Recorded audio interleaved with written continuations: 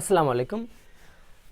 Smoke feels the room, এটা হচ্ছে আমাদের অ্যাক্টিভ ভয়েস। এই ভয়েসটা যদি আমরা পেসিভ করি তাহলে কি হবে একটু আমরা দেখি। অনেকে আমরা জানি সে ভয়েস মানে অ্যাক্টিভ থেকে পেসিভ করতে গেলে শুধুমাত্র বাই যুক্ত হয়, কিন্তু আসলে এরকম না। যেমন দেখো, আমরা জানি যে আমাদের অবজেক্টটাকে সাবজেক্ট করতে হবে, সুতরাং আমরা কি করব এখানে দ্য রুম। দ্য রুম এখানে যেহেতু প্রেজেন্ট ইনডিফিনিট টেন্স আছে, সুতরাং টেন্স অনুসারে অক্সিলারি ভার্ব, অর্থাৎ প্রেজেন্ট ইনডিফিনিট টেন্সের জন্য এম ইজ আর, এবং ভার্বের পাস্ট পার্টিসিপল সেটা হচ্ছে F I double L E D filled. এরপরে আমরা সাধারণত বাই বসাই, কিন্তু আমাদের এখানে হবে কি উইথ হবে, স্মোক, উইথ স্মোক।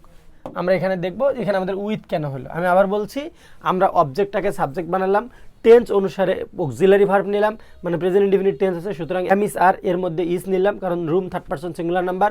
এরপরে ভার্বের পাস্ট পার্টিসিপল। এই যে ভার্বের পরে সাধারণত আমরা জানি বাই হয়, কিন্তু মনে রাখতে হবে যে এই যে ফিলস শব্দটার পরে বাই নয় উইথ হয়। এরকম আর কোন কোন শব্দের পরে বাই না বসে অ্যাক্টিভ থেকে প্যাসিভ করার সময় উইথ বসে, সেগুলো আমরা একটু দেখে ফেলি। এই যে এখানে আমরা সুন্দর করে দেখতে পাচ্ছি যে এখানে আমাদের কিছু শব্দ আছে, সেই শব্দগুলো কি কি? কার্ম, ক্রাউড, কভার, থর্ন, ফিল, সিচ, ডেকোরেট, অর্নামেন্ট। এই শব্দগুলো যদি কখনো থাকে তাহলে অ্যাক্টিভ থেকে প্যাসিভ করার সময় এদের পরে বাই নয় কি হয়, উইথ হয়। ধন্যবাদ।